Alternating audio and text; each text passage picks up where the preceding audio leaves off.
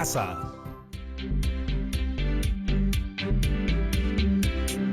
Hola chicas y chicos, bienvenidas y bienvenidos a un nuevo programa de Aprendo en Casa. Hoy revisaremos el área de comunicación para segundo de secundaria. En la clase de hoy seguiremos desarrollando la comunicación oral a través de la escucha activa del video documental sobre los ambulantes de Lima. Tú ya sabes un poco más de esto porque lo vimos en la clase anterior, donde conocimos un poco más de la historia de estos comerciantes desde la colonia hasta la República. Recordarás que los pregoneros fueron los antecesores de los que ahora conocemos como ambulantes. Ellos se encargaban del comercio temporal o el comercio ambulatorio. Tal como vimos, eran tres los pregoneros más conocidos. El mercachifle, que vendía productos al por menor, la recaudera, que vendía en las plazas de Lima, y los regatones, que eran intermediarios minoristas. Ellos compraban un producto a bajo precio y lo vendían a un costo mayor. También pudimos conocer que se dieron una serie de regulaciones, como controles y pagos, pero también una gran adaptación según la demanda, la coyuntura y la época del año. Y es que los comerciantes y vendedores nacionales siempre se están reinventando. El día de hoy seguiremos aprendiendo sobre la historia de estos ambulantes y además podrás responder algunas preguntas al término del video. Pero antes, no te olvides de traer lápiz y papel. ¿Listas y listos? Muy bien, aquí van las preguntas. ¿Cuál es la relación entre el boom gastronómico y el comercio ambulatorio? ¿Cuál es la relación entre el mercado central, polvos azules, gamarra y el comercio ambulatorio? ¿Qué cambios encuentras entre el comercio ambulatorio de la época de la colonia, el virreinato y la república hasta la actualidad? ¿Qué significa que los ambulantes leen el mercado? Ahora sí, atenta y atento que aquí va el video.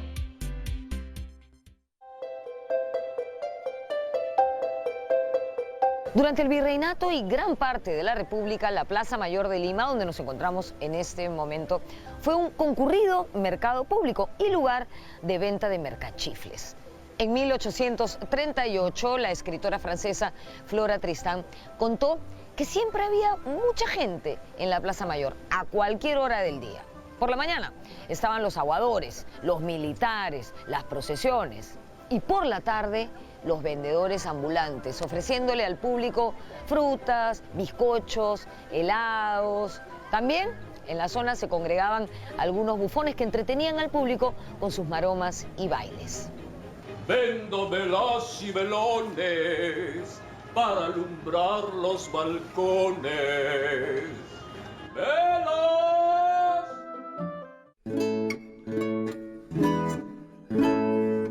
En 1844, el viajero francés Max Radiguet contó cómo en el centro de la Plaza Mayor existían vendedores ambulantes que ofrecían guisos incandescentes y bebidas refrescantes.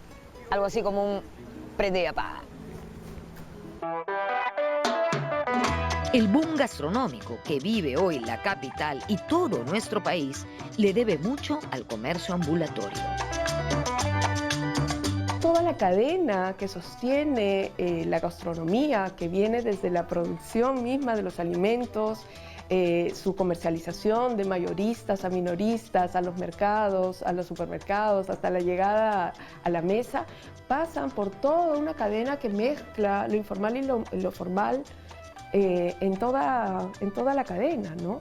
Pero quizás algo que es bien importante considerar es que mucha de la creatividad de lo que nosotros ahora reconocemos como lo que distingue nuestra gastronomía se creó, se innovó, no en las grandes cocinas de chef, sino muchas en las calles, ¿no?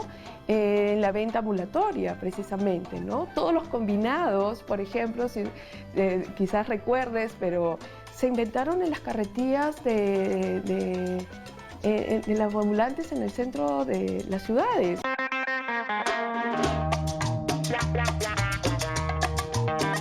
A mediados del siglo XIX se inauguró el Mercado Central de Lima durante el gobierno de Ramón Castilla. Este se ubicaba en lo que hoy conocemos como Jirón Ayacucho. Este mercado fue conocido como Mercado de la Concepción. ¿Por qué? Porque se levantó en los terrenos del convento de la Concepción. A pesar de que se presentó como un mercado sumamente moderno, al poco tiempo de su inauguración tuvo serios problemas de insalubridad y desorden. Según algunas investigaciones, al poco tiempo de su inauguración, las inmediaciones del lugar se llenaron de ambulantes y de comercios que vendían productos o comida, convirtiendo a toda la zona en un espacio intransitable y lleno de basura.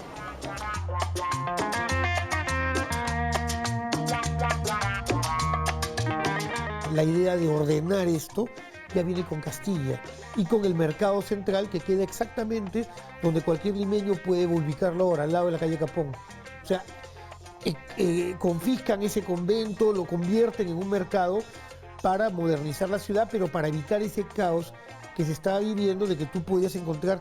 Recuerda que la ciudad no tenía un sistema de canaletas de salubridad pública, o sea, todos los viajeros que han venido a Lima nos cuentan que la ciudad es perpendicular hacia el mar, o sea, va en bajada, y tú puedes ver el Callao en un buen día de sol. Entonces todos narran que el agua circulaba, el agua potable o el agua que la gente tiraba por las ventanas, pero en todo caso siempre había basura.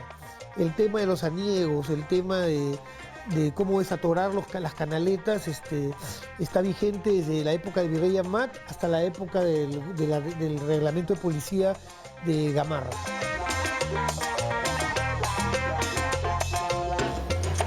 A inicios del siglo XX, este primer mercado central fue demolido principalmente por insalubre y fue reedificado en 1903. Este nuevo mercado se convirtió en uno de los más modernos de la época por su arquitectura y su distribución. Abasteció de productos de primera necesidad a los habitantes de Lima hasta el año 1964, donde se consumió debido a un incendio. 3 años más tarde, en 1967, Luis Bedoya Reyes construyó el actual edificio del Mercado Central y lo bautizó como Mercado Central Ramón Castilla. Hoy se llama Mercado Municipal Gran Mariscal Ramón Castilla.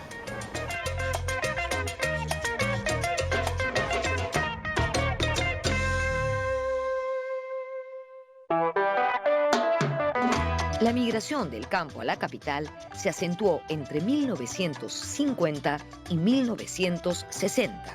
Y para la década de 1970, cuando el crecimiento del comercio informal ya era una realidad, se crearon la Asociación Nacional de Vendedores Ambulantes del Perú, el Comité para la Unificación y Organización de los Vendedores Ambulantes del Perú y la Federación Departamental de Trabajadores Vendedores Ambulantes de Lima.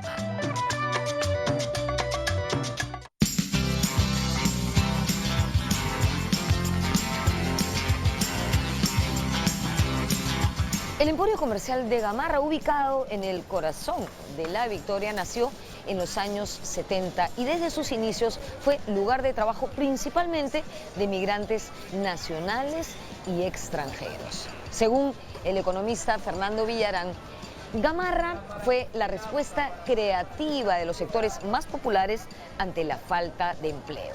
Aquí se forjaron pequeños, medianos y grandes empresarios textiles que a lo largo de los años construyeron galerías llenas de tiendas y talleres. Muchos de estos empresarios comenzaron como vendedores ambulantes. Y es que sí, durante décadas los vendedores ambulantes coparon las cuadras de este famoso jirón victoriano. Y eso, evidentemente, generó caos, inseguridad, suciedad, etc. De todas las razas y de todo color, consumir creencias y modo de pensar. El hecho de que en Gamarra, en cualquier otro lugar, haya una gran cantidad de ambulantes, no es porque los ambulantes decidieron que esa sea una zona comercial, sino porque el flujo de gente contribuye a que surjan ambulantes, ¿no? Y hay cosas que son bastante lógicas y que tienen que ser resueltas. Por ejemplo, la gente que va a comprar o la gente que viaja en un medio de transporte no se va a bajar de su autobús o no va a cambiar su ruta de compras para comprar agua. Necesitas encontrar agua en el camino, ¿no? No vas a entrar a un restaurante para comprar agua porque incluso es más caro que si la compras en la calle. Entonces lo que ocurre normalmente es que la demanda, la llegada de personas genera una demanda de productos que tiene que ser resuelta, ¿no?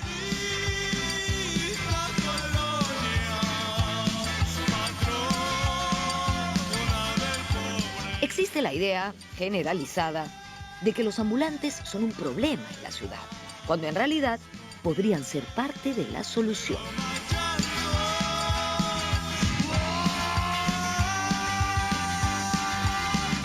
El tema de, por ejemplo, que sean incluidos en esta parte del sistema de vigilancias que deben haber en la ciudad, ¿no? Generalmente una calle con más personas que permanentemente están trabajando ahí suele ser más segura, ¿no? Tienes a quién recurrir en caso de pase alguna situación, generalmente están coordinados en comunicación conocen, por ejemplo, el personal de seguridad de la zona, sea privado, sea público, pero no son tomados en cuenta para estas medidas, ¿no? Son vistos más bien como un peligro, como una amenaza, ¿no? Hay muchos casos donde los comerciantes ambulantes están organizados por cuadra, por calle, por zona y compran sus propias bolsas de basura, los propios tachos, tienen jornadas de limpieza, por ejemplo, ¿no? Muchas veces al margen de las municipalidades. El término informal fue acuñado por primera vez en 1972 en un informe de la OIT, la Organización Internacional del Trabajo, en referencia a un país del África, Kenia. El fenómeno del comercio ambulatorio, el fenómeno informal, que es, digamos, el más grande, es algo que ocurre en todo el mundo y uno lo puede encontrar. Es un fenómeno principalmente urbano, se concentra en las grandes ciudades y está relacionado con la manera en que se estructura nuestra economía, ¿no? Se produce un porcentaje muy pequeño de empleo formal, de trabajo decente, ¿no? Que se sostiene por estos gran sector de la población que más bien está nutriendo nuestra economía, pero desde la informalidad.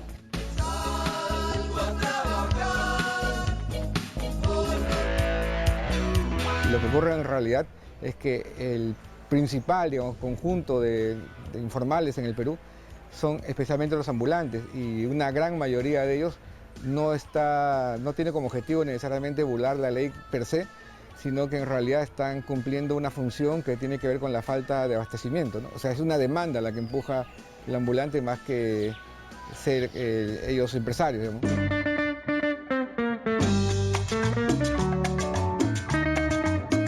Tenemos que pensar que la economía formal y la informal es parte de la misma, ¿no? Tenemos una misma estructura y eso va a seguirse dando, ¿no?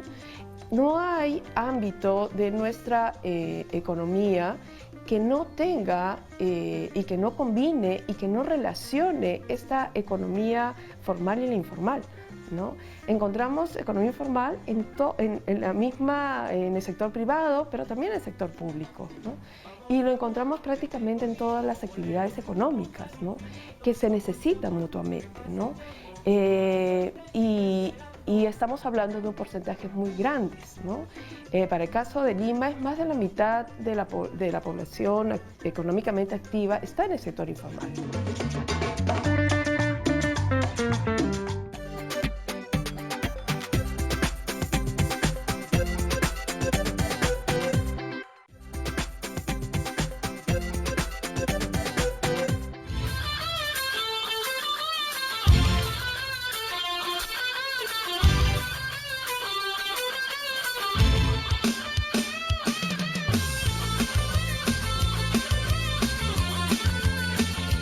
En la década de 1980 se produjo una crisis generalizada que trajo consigo una masiva migración del campo a la ciudad. En ese contexto, los ambulantes abarrotaron las calles de Lima. Persiguen la primera venta, las calles están repletas, impulsa el triciclo ambulante llamado Perú. Esa migración y ese crecimiento del comercio ambulatorio en la ciudad no solamente se produjo por efectos de este desplazamiento, sino también por el crecimiento de una demanda urbana, ¿no? Cada vez más insatisfecha por los medios, digamos, oficiales de comercio, ¿no? y que es cubierta por medio de los ambulantes. Por otro lado, también una decadencia general del Estado peruano a nivel nacional y a nivel local, que lo que trajo como consecuencia es que el control de las calles dejó de ser, vamos, ser eficiente por parte del Estado, y eso permitió la expansión del comercio informal, ¿no? Poco pudieron hacer el gobierno central y los gobiernos locales para encarar el desborde de ambulantes en la ciudad de Lima. Entonces es una sociedad que está muy empobrecida, con recursos que escasean por todas partes, y donde probablemente hay preocupaciones más importantes que limpiar la ciudad, ¿no? Preocupaciones como conseguir alimentos, poder sobrevivir. A pesar de la crisis, hubo experiencias exitosas que articularon de manera eficiente el comercio ambulatorio en la ciudad. El pobre es el rico es el rey.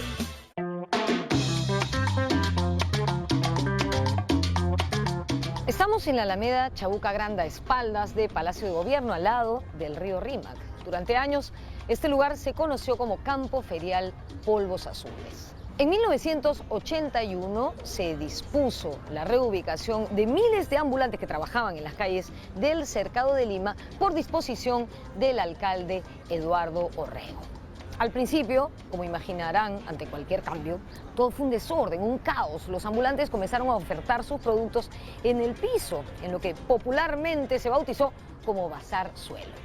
Con el paso del tiempo, el campo ferial Polvos Azules se convirtió en el mercado más pujante y visitado de Lima, y los ambulantes se convirtieron en prósperos comerciantes.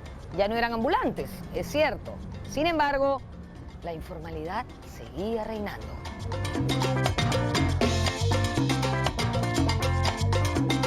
En 1991, el Centro Histórico de Lima fue declarado Patrimonio de la Humanidad y se dispuso el retiro de los comerciantes que estaban en esta zona. Ellos, por supuesto, se negaron e hicieron una propuesta. Imagínense el poder económico que tenían, que ofrecieron techar el río Rímac entre el puente Santa Rosa y el puente de Piedra. Finalmente, el 1 de enero de 1993 se produjo un incendio que redujo a cenizas el campo ferial de Polvos Azules. Los comerciantes se vieron obligados a abandonar el centro de la ciudad. Sin embargo, adquirieron un local en la cuadra 4 de Paseo de la República, en el distrito de La Victoria, donde se ubican hasta el día de hoy. Además de Polvos Azules, podemos mencionar similares ejemplos exitosos.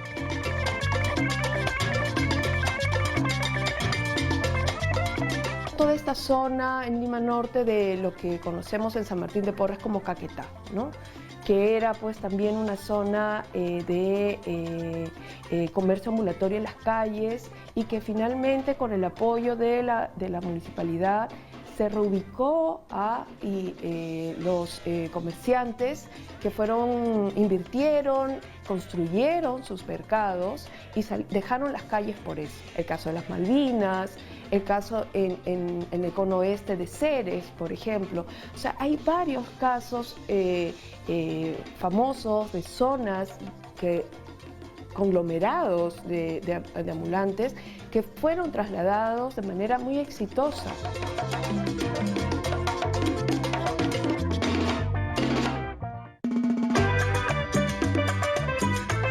Por años, los vendedores ambulantes tomaron el centro de la ciudad de Lima. En el año 1994, cuando se cumplían 459 años de su fundación, apareció un artículo en la revista Caretas que señalaba que 15.000 vendedores ambulantes abarrotaban el centro de la ciudad. De hecho, en el verano de 1994, aquí, en el portal de Botoneros, que está al lado de la Plaza Mayor, se concentraban los vendedores de artículos para el verano, es decir, la ropa de baño, los bikinis, las tangas, las zungas, las toallas de playa, los flotadores. También habían muchísimos vendedores que ofertaban zapatos hechos en Trujillo. Evidentemente, la concentración de ambulantes en esta zona provocó el sustancial deterioro de nuestro centro histórico.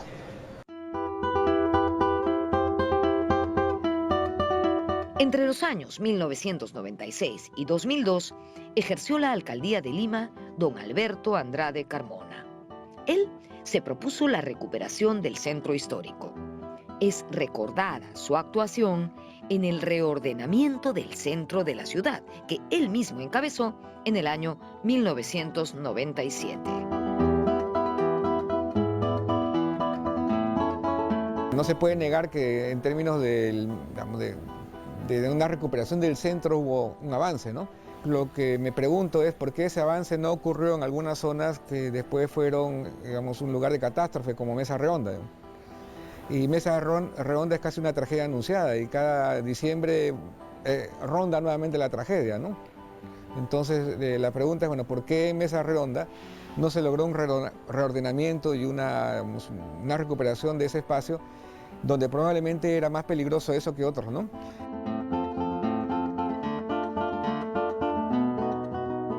Desde Andrade hasta hoy, mucha agua ha corrido bajo el puente. Lima hoy es una ciudad que ha sido sobrepasada por el caos y por la informalidad. Están pensando en ordenanzas prohibiendo el comercio ambulatorio, sacándolos de las calles, y la verdad es que es un número tan grande que estas medidas no van a poder no se van a poder mantener en el tiempo, ¿no? Se necesitan soluciones a mediano, a largo plazo, y las soluciones a mediano y largo plazo que planteen desarrollo tiene que incluirlos desde el diseño mismo de estas estrategias, ¿no? Y esto es algo que no se está dando. Inclusión es la palabra clave. Debemos incluir a los ambulantes en el diseño de ciudad del siglo XXI, no atacarlos como un problema que hay que extirpar. Hay una vida en nuestras calles que no podría darse sin los ambulantes, ¿no? En realidad yo lo veo como un potencial. Nuestras calles tienen un atractivo muy distinto a eso, ¿no? En la diversidad, en los colores. Y parte de estos colores son también los vendedores, las y los vendedores ambulantes, ¿no? Son orientadores turísticos en muchos casos, son orientadores, presentadores de nuestras propias tradiciones, son muchas veces quienes van a recomendarte un primer uso de alimentos tradicionales, de bebidas medicinales, en muchos casos, como el caso de los compañeros molienteros. Los ambulantes son expertos en leer el mercado limeño. Son ellos los que le toman el pulso a la ciudad. En la puerta de las grandes aglomeraciones de gente siempre va a haber ambulantes, porque lo que atrae al ambulante es la demanda. Y eso es lo que creo que es lo primero que tiene que administrarse, digamos, lograr administrar una demanda, ¿no?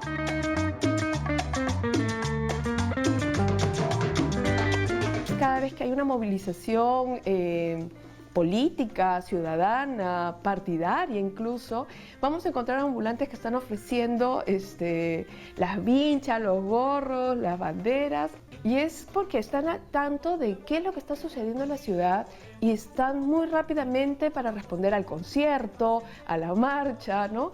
Entonces yo creo que ahí hay un potencial, ¿no? Un potencial que las autoridades no lo ven, los planificadores no lo ven, y que se tiene que empezar a reconocer.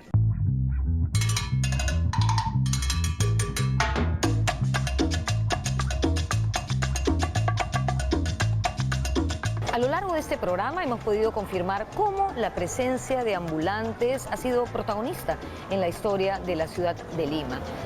Este no es un fenómeno que va a cambiar rápidamente, porque tiene que ver con la forma como se desarrolla el Perú y cómo se desarrolla su ciudad capital. Una ciudad altamente informal, con mucho desempleo y desigualdad de oportunidades.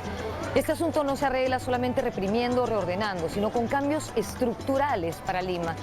¿De dónde parten esos cambios? De la educación, como siempre.